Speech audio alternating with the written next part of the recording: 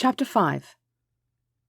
Lord Manfred Austen had never felt so vile in all his life.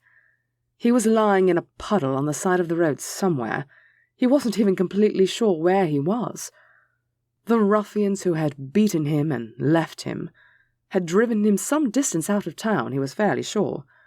They no doubt thought he was dead. He almost wished that he were. It probably wouldn't hurt to breathe if he were dead. He shook his head ever so slightly to rid himself of the useless thought. He needed to pull himself together. Before those cretins had jumped him, he had been promising himself to get some gumption and be the man his daughter needed him to be. He needed to reject the negative thoughts and attempt to survive long enough to tell her how proud he was of her, and hopefully see her set up in a better life than he had been able to provide for her up until now. The sound of a horse plodding along the road approached. Austen wondered if he should be hopeful or fearful. He decided to stay still and wait to see what happened. He held his breath. That might not have been the best idea, as he may have lost consciousness. The next thing he was aware of, there was a soft, feminine voice calling to him. He couldn't make much sense of the words as he felt himself being hoisted up and placed almost gently somewhere. He knew nothing else. Some time later, he awoke as strong hands were turning him onto a soft bed. He heard the soft voice uttering commands. Austen told himself he ought to speak, whether to protest or express appreciation, but he was still too weak.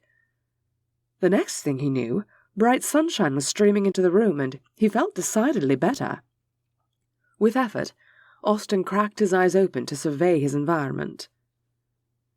"Oh, my dear man, praise be, you've returned to the land of the living. Lawks, the miss will have me head for waking you, but I say it's time and enough you need to be waking up.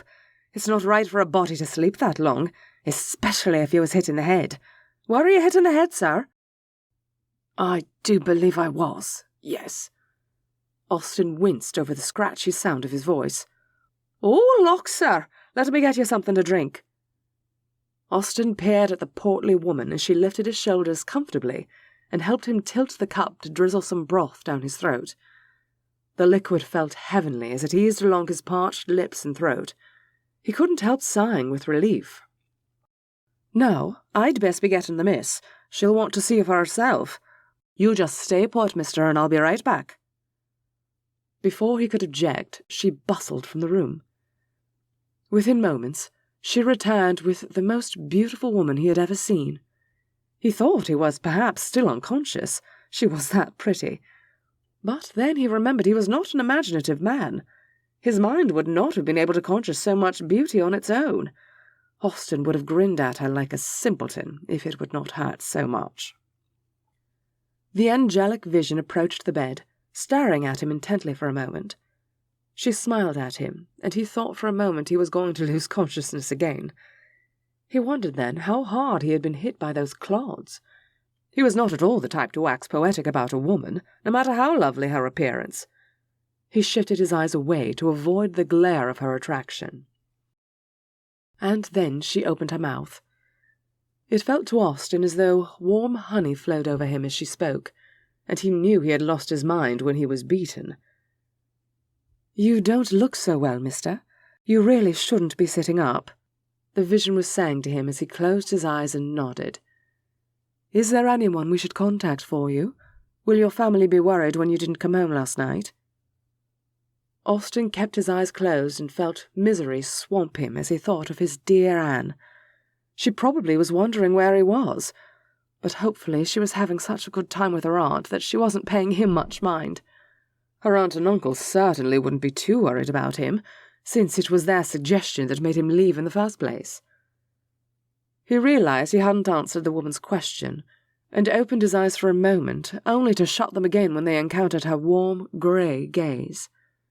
"No, I don't think anyone will be overly anxious about my absence." He paused for a moment before realizing he was no doubt being a burden.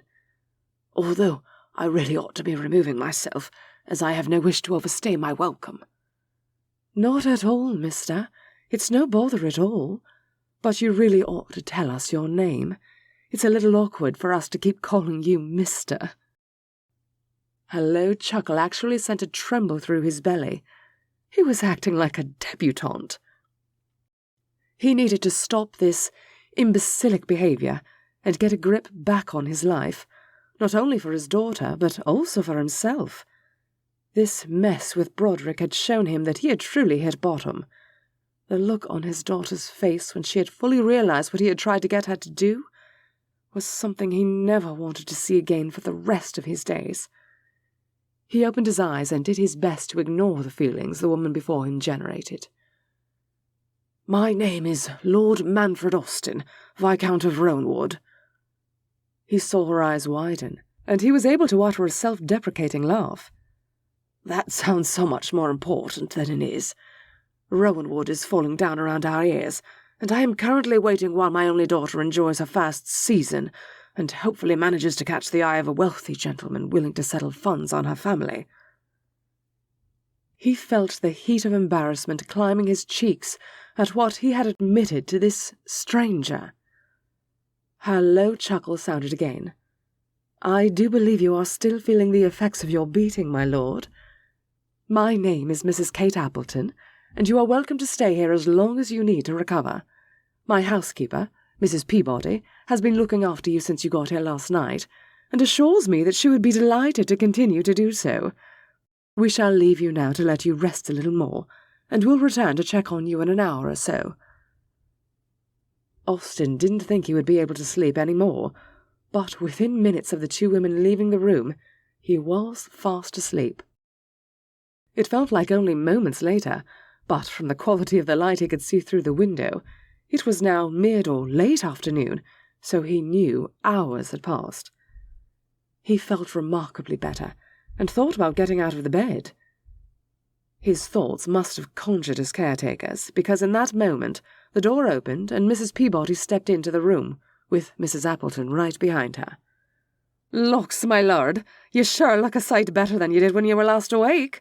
It seems to me that you're going to survive the ordeal. Would you care for a meal now that you're a wee bit better?"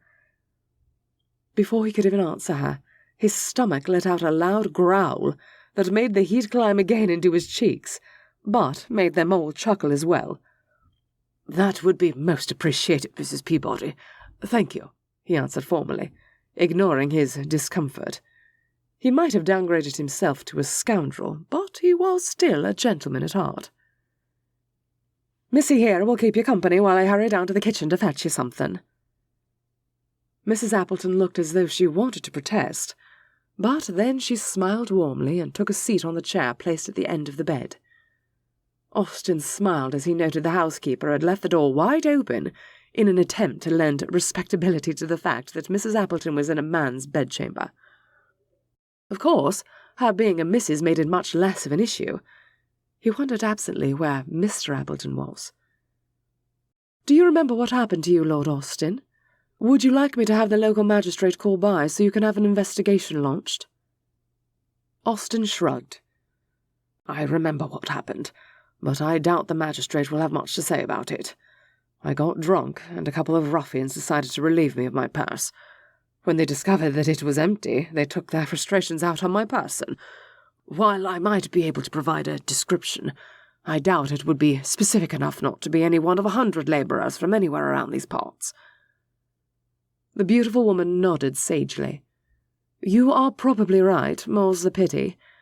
Well, I am sorry you have had to bear the brunt of their stupidity, but perhaps you have seen the error of your ways and can now return to your life and not look for solutions at the bottom of an ale-glass."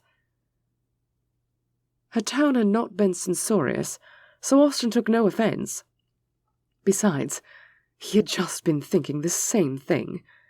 He had to laugh despite the fact that it hurt his face to do so. "You may be right, Mrs. Appleton. I do believe they have beaten some sense into me." Her rich, warm chuckle joined his, even as she blushed. "I did not mean to imply that you lacked for sense, my lord." "Perhaps you didn't, but you should have, because I surely did. I mean to change all that as soon as I can. But first, I do believe I shall have to take advantage of your hospitality for just a little longer, or I don't think I could make it back to town." "We are happy to have you as long as you need," she assured him. "Are you certain Mr. Appleton won't mind?" He hoped he sounded nonchalant as he asked. Mrs. Appleton looked flustered as she answered. "There is no longer a Mr. Appleton, I'm afraid, but I'm fairly certain he would not have begrudged a helping hand to someone in need." Mrs. Peabody chose that moment to bustle back into the room, bearing a tray with a steaming bowl of hearty-looking soup and a thick slice of bread with butter. "This should put some colour back into your skin, my lord, but shouldn't be too hard for your innards to handle after the trouble they've been through. Now eat up," she scolded him as though he were a schoolboy, much to Austen's delight. He hadn't had anyone to care for him since his wife died, except his daughter, and she was not the hearty type. The housekeeper bustled around the room while Austen ate, twitching his quilt straight and plumping his pillows. Mrs. Appleton watched with raised eyebrows until her laughter brought the housekeeper to a standstill. "Whatever are you doing, Mrs. Peabody?" The housekeeper blushed fiery red, but answered honestly. "I'm fidgeting, Missy, and well you know it. It's not every day we get a gentleman to care for. I like it." The trio all laughed over her words while Austen felt his curiosity stir. Before he had a chance to voice any of his questions, the two women exchanged a speaking glance, and Mrs. Appleton got to her feet. "We ought to let you rest some more, my lord," she said as the housekeeper gathered the tray from off his lap. "Thank you both so much for your generous hospitality. I fear I would have shortly been dead if you had not come along and picked me up off the side of the road." "Oh, no, my lord. I am certain someone else would have been along soon after us, and would have been just as happy to help you. Everyone in these parts is a very kind, generous soul." Austen was doubtful if anyone else would have gone to such an effort as she obviously had on his behalf, taking him into a home and nursing him back to health. He could have even wound up in jail if one of the villagers had contacted the magistrate instead of helping him to recover. He couldn't very well tell her that, though, so he just offered a neutral smile and watched them silently as they left the room. Even though he had already been sleeping almost non-stop for more than a day, within minutes of the women leaving him, he was fast asleep and did not awake again until the early morning light was filtering into his room. He was just blinking himself awake when there was a slight movement at the door, and Mrs. Peabody stuck her head into the room. When she saw that his eyes were open, her face lit up and she came in fully. "Good morning, my lord. How have you fared overnight?"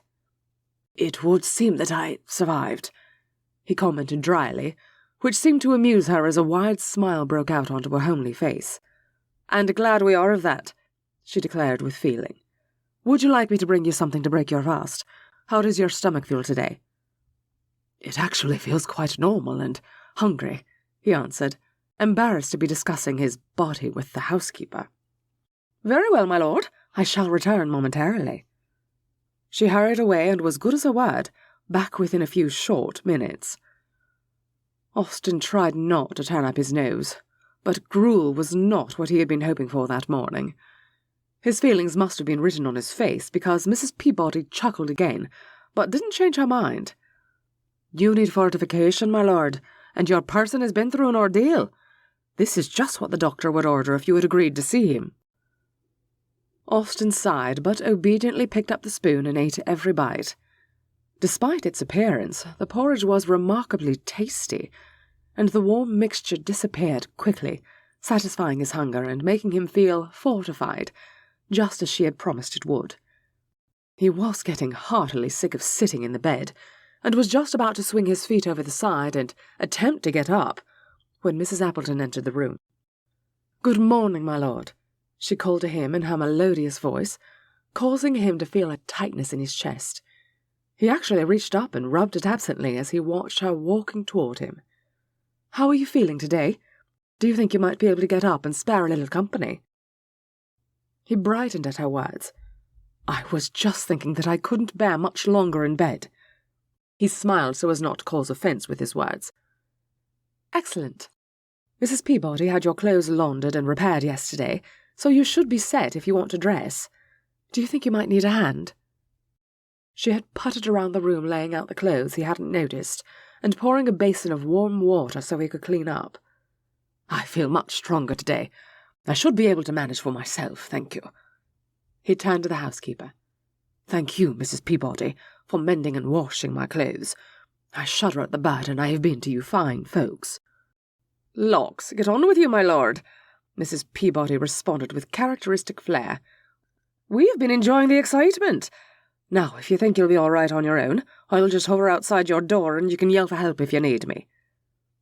Austen could feel heat climbing into his cheeks over this offer, but he didn't want to appear churlish by dismissing her. He just nodded and waited for them to file out before swinging his legs over the side of the bed.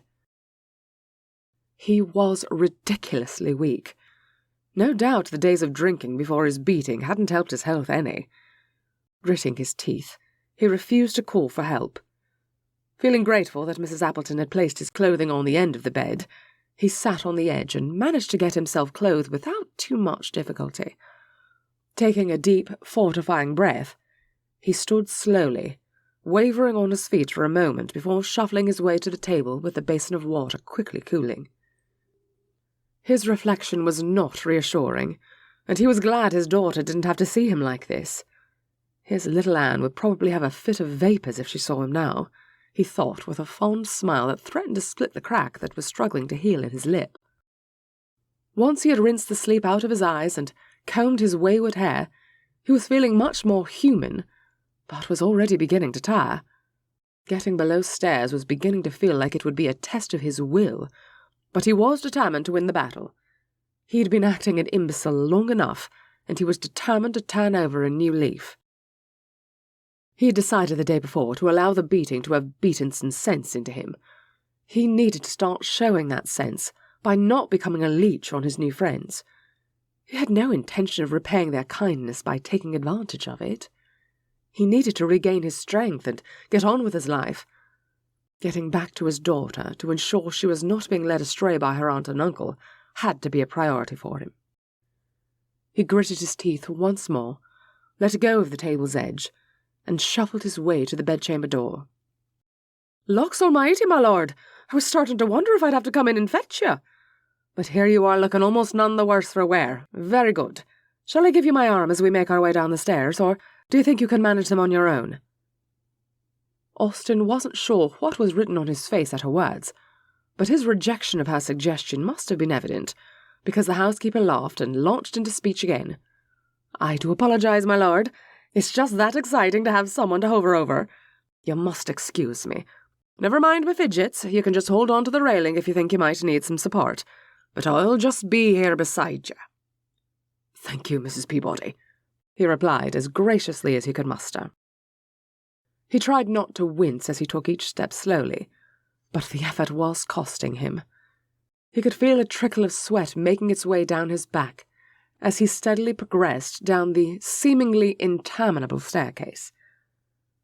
When he finally reached the bottom, he paused to catch his breath, but then had the prickly sensation of being watched. Turning his head abruptly, he was surprised to see Mrs. Appleton standing in the doorway of what appeared to be a sitting room. It looked as though she were waiting for him. "Are you quite all right, my lord?" she asked solicitously. "I do hope it was worth the effort. Would you care for any sort of refreshment, a cold drink or a cup of tea?" "A cup of coffee would actually be just the thing if it would not be too much trouble," he answered with a hopeful glance, as he made an effort to step smartly, rather than the shuffle he had been doing in the bedroom. Even disgraced noblemen who have hit rock bottom have their pride to keep up in front of beautiful women. Mrs. Peabody bustled past him. "I shall see to it right away, missy." Austen finally found a reason to laugh despite his pains. "Why does your housekeeper call you missy? Was I mistaken when I heard you introduce yourself as Mrs. Appleton?" He placed gentle emphasis on the Mrs. when he spoke. "No, you are not mistaken," she replied with a little sigh. "It is just that servants who have known you since your birth have a difficult time acknowledging that you are no longer a child." "Ah, yes, I have a similar situation with the butler at home," Austen acknowledged. "So even though you married, you are still in the home you grew up in?" he asked, trying not to let on the depths of his curiosity about the woman. "That is correct, my lord. I was an only child, and my husband was a soldier. We never really had much of a marriage or life on our own. When my parents passed away, I just kept on living here. I'm sorry for your losses, madam. You seem to be a remarkably positive individual, despite your many sorrows. Doing anything else doesn't make it any better, does it? No, he replied, and I can answer that from experience. What do you mean? He didn't know what it was about her, but before he could put a bridle on his lips, he was telling her his life story.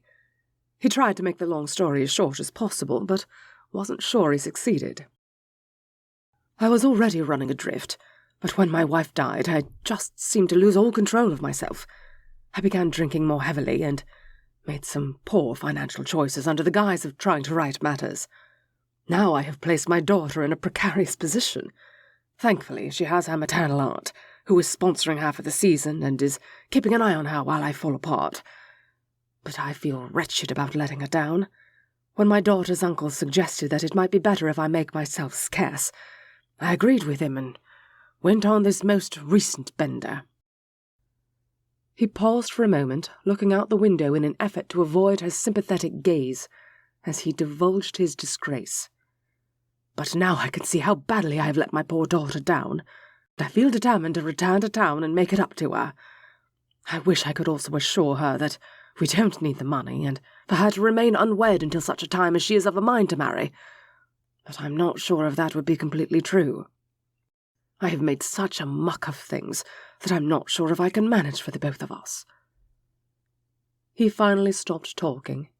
He had heard that confession was good for the soul, but he was merely feeling wrung out from bearing himself to this woman.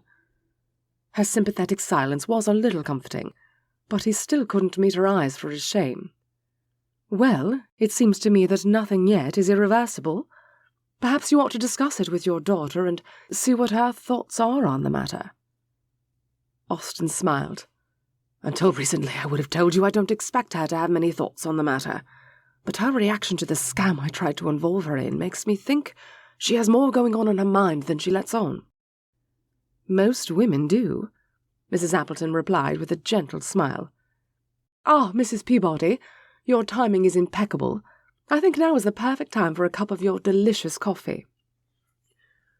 The aging Viscount was happy to allow the heavy moment to pass, and drank appreciatively of the strong brew. It was just what he needed to help shake the cobwebs from his abused mind. After a few minutes of companionable silence, his hostess looked between him and the window. It's a beautiful day outside. How are you feeling? Are you up for taking the air and seeing a little bit of my farm? I would love to go outside, madam, but I am afraid I will be moving at a snail's pace. That's quite all right. I have already seen to most of my chores for the day, so I do not have anything urgent calling for my attention. Austen again felt a strange flutter in his chest when he spied her warm smile directed at him. It had been so long since he had felt attracted to a woman that, for a moment, he thought his health was having a setback. When his mind slowly realized what the sensation truly was, he felt fiery heat climb into his cheeks. He was glad she was busying herself with the coffee things and didn't notice his discomfort. He had no desire to repay her kindness by burdening her with unwelcome advances. He decided it would be best if he could take his leave of this place as soon as possible. Unfortunately, since he had no funds, he was unsure how he would manage to leave. If he were completely healthy, he could just walk back to town, even if it took him several days. But in his current state, he would probably keel over before he made it to the next village. He gritted his teeth and determined to be as little a burden as possible. He was still mulling over the problem as Mrs. Appleton led him out into the bright fall day. "See how beautiful it is," she enthused. "I can see that," he replied as he gazed at her. He realized his tone must have been a little too warm, as her eyes flew to meet his, and then her gaze faltered. He cursed himself as every manner of fool, before he quickly changed the subject by asking her about the property. "This farm has been in my family for a little over a century. My great-great-grandfather performed some sort of service for the king and was granted this land. It came with no title, but it has served our family well." "I can imagine," Austen agreed. "What did your ancestor do for the king?" Mrs. Appleton shrugged. No one knows. There has been wild speculation through the years, but apparently my great-great-grandfather refused to tell anyone, not even his wife. It would seem secrecy was part of the deal. What a delicious mystery, Austen smiled. Did you have no siblings? Sadly, no. My mother died when I was young, and my father chose not to remarry. His nephew, my cousin, is starting to eye my property, expecting that it will pass to him or his son one day, since my husband died before we were able to have any children. You are still young. Surely you can remarry. I could, but I would really rather someone wished to marry me for my sake, rather than to get their hands on my property. Austen laughed. You have the opposite problem from my daughter. Perhaps you should come to London with me and have a conversation with Anne. I do believe it would be most enlightening. Mrs. Appleton's gaze again flickered to meet his. He couldn't quite read what was going through her mind, but the butterflies began their incessant fluttering once more. I have never been to London, my lord. I would have no idea how to go on. But I'm sure your daughter is lovely, and shall do just fine without any words of wisdom I might be able to impart. She then changed the subject by leading him to the barns. I have cut back somewhat on the scope of our farming, as my needs are simple, and I found it a bit much to keep up with. Do you farm on your property, my lord? Just enough to keep food on the table. I'm afraid I have let everything run to rack and ruin. I would be grateful if you could give me some advice, actually. I really do need to pull myself up by my bootstraps, if it is not already too late. I don't believe it's ever too late if you're willing to put in a bit of effort. I think I'm willing, but I will need to gain a little bit more strength before I can put in any effort. My men would be happy to show you whatever you might want to know. Austen felt hope stirring again in his chest as he smiled gratefully at his hostess. It was beginning to appear as though his attack were the best thing that could have happened to him.